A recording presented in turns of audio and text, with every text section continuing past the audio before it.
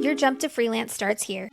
Welcome to the jump moment. What if making the jump to freelance didn't have to be a terrifying gamble, but instead felt like the logical next step? That is what I took away from Micah Thomas's story today. Micah has done an excellent job of preparing before the jump to freelance. Micah started the church shop and also Impact Merch. These solutions both solve a really practical problem, and I'll talk to you a little bit about that in the recommended resources section. But Micah's story is really interesting because it is the logical progression. His jump came after a lot of work and a lot of preparation to put him in a really good position to make the jump to freelance. I know the insecurity of, will I have enough money? How can I get clients? All of those things are very real challenges, especially if you haven't yet made the jump. Once you've made the jump, you begin to understand how some of these processes and approaches work. Doesn't make it always guaranteed, and it doesn't always make it not stressful. But when you approach your jump moment like Micah recommends, and he shares some real practical tips in this episode, you change a lot of those factors. And now the jump to freelance feels like a really natural next step. In light of that, I want to recommend that you check out the store that Micah offers. Impact Merch is probably the best place for you to check it out. That's where I have my shop for jump to freelance. If you serve with churches, I do want to bring up the church shop is a great option for ministries. So if that's a clientele that you serve, keep that in the back of your mind. It's a real helpful way to set up a print-on-demand store for ministries or for your business. The reason this is such a valuable tool, you can probably set this up on your own. I've set these stores up many times over the years, but there's always management problems with them. If someone has a problem with an order, then I have to manage it, or you have to manage it. There's tax things to navigate. I have to collect taxes and keep track of if I'm a nexus in a new state, all these kinds of things. Impact Merch handles all of that for you. So the principle that's so valuable here for us to learn from Micah, not just from the insights that he shares, but when you look at solving a problem in your business, look at solving problems in a way that buys you time back. The thing I love about Impact Merch and the church shop is that once it's implemented, you don't have to think about it at all. And that's the type of solution that can really help you be successful as you build your freelance business. The more time you free up to invest in the things that you care about and invest in serving your clients well, the better off you'll be. Now, I hope you enjoy the conversation with Micah Thomas. Micah, thank you so much for taking some time to just share your jump moment with us. I always love starting. Tell me a little bit about your business, what you're doing now, and just tell us about that. Yeah, so my business is a platform that enables fundraising, community engagement, and things like that through merch. Our main one's called the Church Shop, and we also have a spinoff of that for nonprofits, small businesses, the independent freelancer called Impact Merch. So that's what I'm doing today. A lot of on-demand merch, some large bulk printing things, promotional items, and all that good stuff. Nice. So how is this different than like a Printify or something like that? Is it the same idea? Is it, what I've used your service, so I know, and I like it actually. I like it a lot. But what is it that, what role does this play for the freelancer if they're interested in doing it? Yeah. So our biggest thing is we are an all-in-one system that handles everything from the hosting of the item, the printing, the shipping, and then your support. So where with another system like Printful, Printify, you have to upload the items to your e-commerce store, and e-commerce management is a headache. If you're doing freelance and something else, you don't want to manage an e-commerce store. It'll take up all your time. Handling taxes, handling transactions, all that good stuff. And then even just shipping issues, UPS lost your package, all that kind of stuff, we're handling it for you. And the beauty of it, you can do it all for free. So that's really the thing that changes with our platform is we're that all-in-one. We host the items for you. You get your personalized storefronts, and then we are your support system. Anything happens, even your clients can reach out to us and we'll handle it for you. And you never even have to know about it. Yeah, that's great. That was such a big revelation for me. I don't know what it is. I love merch. And so for me, the first step, anytime I have one of my new harebrained schemes, I got to have a merch shop. I'm very familiar with a bunch of the different options, and it felt like every time I was trying a new combination of things, and every time it was like this is such a pain, but I'd always realize about 10 or 15 hours in, it's like, okay, I signed up for Shopify and now I got to sell a lot of product. I'm going to try a different provider. And it's like, all right, here's another 5-10 hours worth of work syncing everything. And so it's such an attractive promise, but there's so much complexity that goes into it. And so one of the things I love, in part because I set it up for a client and then I never dealt with it again.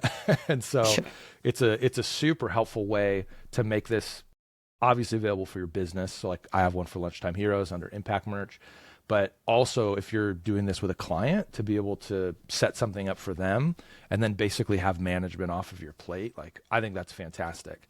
So knowing what you're doing, that's an interesting business. Like I'm trying to think to myself, where do you come from that would make that the next step? Were you embroidering t-shirts or like, what were you doing before you launched this?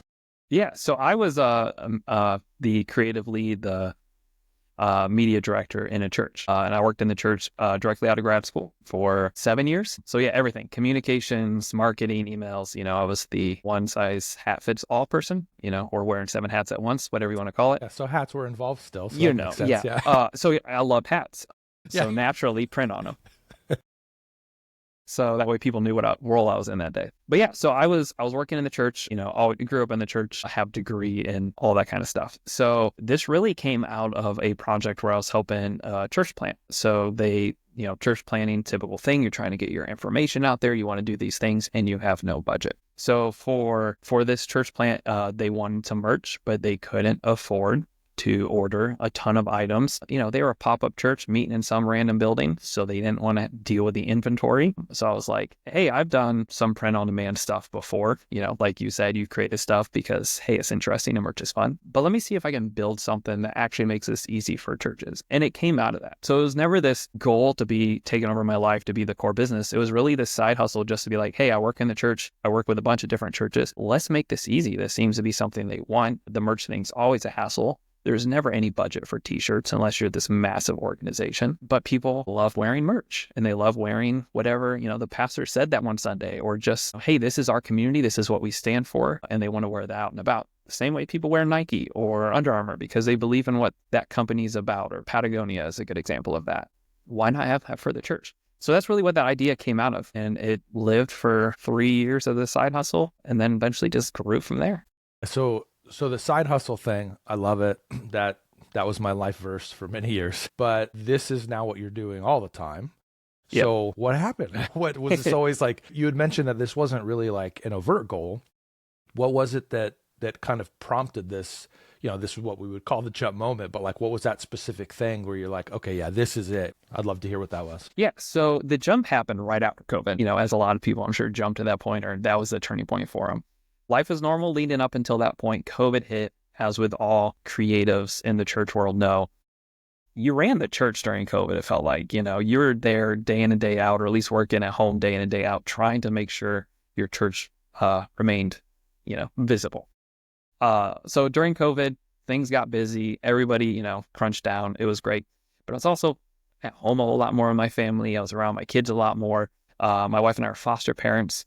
So we have a lot of kids at home that, just need some extra attention, some extra needs and things like that, just require some extra work, not just with the kids, but with all the other stuff that comes with being a foster parent. And as we came out of COVID, the church picked back up, meeting on Sundays, weekend events, Wednesday nights, Thursday night rehearsals, all these different things. I felt like I was working around the clock. We built up this schedule during COVID that was video, and COVID ended and we were still pushing out these videos. We were still pushing out content. And I was at these events because I was the media director and we weren't big enough to hire this massive team. At least it wasn't a focus to hire the team, but the church wanted keep producing this content. So it got to this point where I got this growing business, put some effort into it. It was a nice little side income. And of course, supporting the churches was great. But then I got to this point where my wife is like, look, I'm being a single parent right now. She was still teaching as a teacher at the time. She's like, I need you home more. Like, you're gone on weekends, something happens, website, video, whatever. You're working in the evenings on it. She's like, something's got to change. So yeah, for me, it was that moment where I had to make a decision what was going to happen. And that's where it got difficult. I was trying to figure out what God wanted me to do. I went to my pastor at one point and I said, hey, either I need more time away, stricter schedule, or, we need to hire some support, or, I need more money so I can afford help with my wife, or she doesn't have to work or something like that. And the answer more or less was no. So at that point it was, all right, time to make a shift. Yeah, it's so interesting hearing these different stories because there is often this catalytic moment of values. I think freelance is always, for a lot of people who are wanting to make that jump, there are a lot of reasons as to why we think that would be good, but at some point there's enough pressure on values, and that really pushes us. So you'd mentioned that it kind of lived in the hobby kind of side project space for a while. Was there did you have resistance, or did you have hesitation to make it full time, or was that just not a goal? Tons of hesitation. So up until that point, I was building websites on the side. You build a website for a church, everybody wants it. They're going to come to you. It's great. I enjoyed building websites. Again, nice little side income, help pay some extra bills, especially when you work in the church world. But I don't want to depend on that. Freelance lifestyle can be stressful if, you're depending that week to week of, hey, am I going to get paid this week? Am I going to have a new client next week? So yeah, no, I never wanted it. I like the security of a job. I like my healthcare being taken care of. I like some retirement benefits that the church offered. Yeah, and I didn't mind it at all. But there was, of course, some, stress there as well with, the church. Is it going to survive COVID? Is it going to do all these things? But yeah, so to answer your question, it was never my intention. My parents asked me all the time when I was building websites, oh, you should do this full time. Oh, you just so great at this, or somebody else. And I'm like, no. I don't want that kind of stress. I like sitting down at 9 o'clock when my kids are in bed and building a website for fun. It was great. I enjoyed it. It was my hobby, and it became my full-time job. Yeah, that's good. So now that you're on the other side of that, what is some advice that you would give yourself, as you're building websites, or as you're building, the foundations of this, the church shop or impact merch? What would you tell yourself now, about this season that you're now in? Yeah. I'm going to be honest. Everything just kind of worked out for us. It was good, but there's definitely a lot of stress and concern there of, will I have this or that next month? And it's planning for it. Now, you talk to anybody, freelancer, financial advisor, the first thing they're going to tell you is have an emergency fund. And that's important. If you're looking to make the jump, start saving now, because you want that. For me, I was thankful that the salary jump was a slight dip. It was kind of enough to be like, look, we can cut back here and there, or just, hey, we're not going to go out to eat. Not that my family ever does due to health issues, but we were like, hey, we can be conservative. We will be fine, because the benefits outweigh the cons of maybe slightly less income. But yeah, it's, there's also that trust of just, hey, I believe in myself. I'm going to make this work. And, I know I can make a go of this, but just being prepared for it. You don't want to jump into the freelance world saying, hey, I quit my job. I'm starting freelance tomorrow, with no plan, with no backup. Hey, let's say you jump into it. Freelance is great. It's stressful, but it's great. You're working for yourself. 3 months down the road, your clients could dry up. What are you going to do? Well, hopefully you have enough of a backup income to be like, or a emergency fund to be like, hey, I can make it through 3 more months. That's 3 more months of, I didn't get paid a single thing from a single client, and I'm out of money, which is not realistic for most freelancers. Hey, 3 months might be hard. We may have to cut back, or I'm not making a ton, but that's 3 months of building up new clients. And ideally by the end of that, you get to that point. So when I made that jump, I made sure I had enough saved up. And I told my wife, because my wife's extremely frugal, the fact that she told me, hey, I remember the moment, I walked out of my office at home into the kitchen and I said, hey, I think I can make this work. I'm going to quit my job. And she didn't even hesitate. She was like, okay. And my wife is always like, how are we financially? How are we this? How are we that? Are we saving? Are we going to be okay? And she didn't even question it. That showed you where she was at, though. She was like, I'm ready for a change. But I said, hey, look, if I don't make a single penny over the next 3 to 6 months, we still have it in savings. And this was stuff that I saved up from my side hustle, from building websites. I was like, and that's not realistic that I wasn't going to make anything, because I had clients lined up. I was still building more websites at the time, and the business was growing. But yeah, reminding myself that, hey, you have that emergency fund for a reason, but that even in the drier times, the times where you're not making as much money, that you need to be working to keep growing that. So yeah, not just for myself, but for anybody willing to make that jump, that it's not about, it's about preparing for, hey, you might have those low times. And that's going to happen your first year of business. That's going to happen your 10th year of business. You're going to have times where just sales aren't great.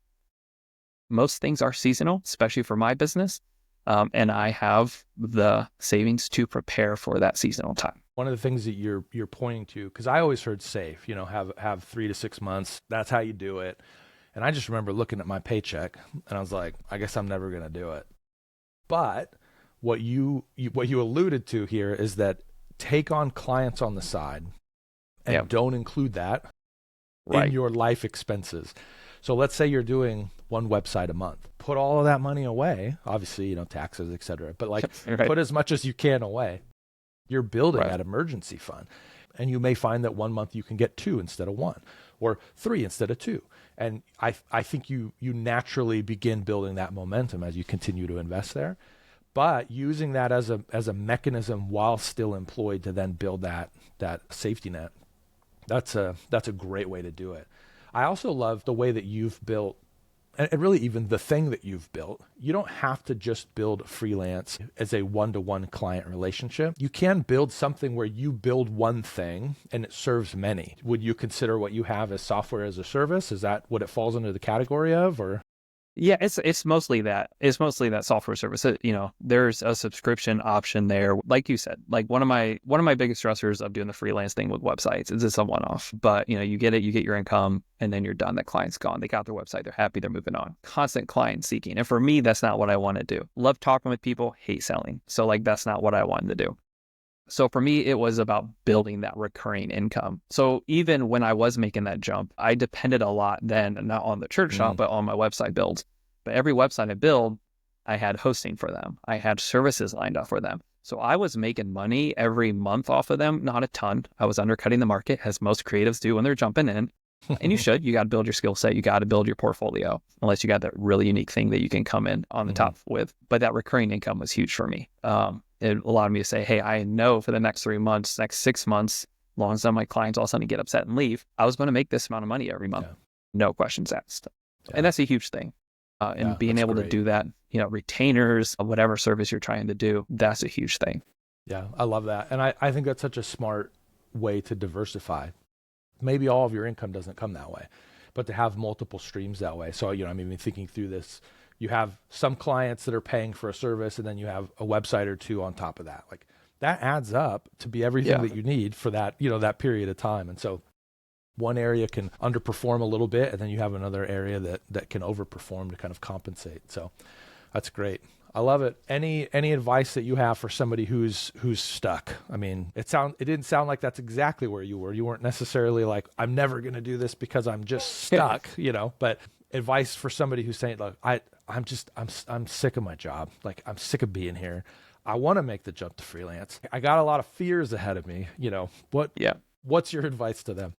Yeah. I would say there is definitely a point where I was stuck. My wife, the church I was working at was far away. It didn't feel right for our family. While I loved it, the people there, they were great. It just wasn't perfect for our family. So, there's some things there where it's like, hey, we want to start doing church as a family. I was working every morning. So my wife was like, I'm going to sit by myself. I don't want that. So there's definitely some things there where you got to decide, it's just worth it to say, hey, I need out. I need to change. My biggest advice is don't do anything stupid. Don't quit your job when you got bills to pay. You got people depending on you. Like that's a lot. The job really might suck. You might be hating that you're working those long hours, not getting paid great. But there's people depending on you, and that means a lot. So start building, build up, set yourself a goal, set yourself hey, I'm going to do this for the next year. And in January, I'm jumping. And I think that's what you want to do. Don't just jump tomorrow because you're tired of it. Show that you can push through, because if you can't push through your horrible, rough job now, you're not going to be able to push through freelance when it's horrible and rough, because it will be. We are extremely stable now, not making Reagan and money hand over fist or anything like that. Nor do I want to. Like, I'm happy with paying the bills. My family's happy. That's all that matters. But there's still those weeks where the anxiety hits.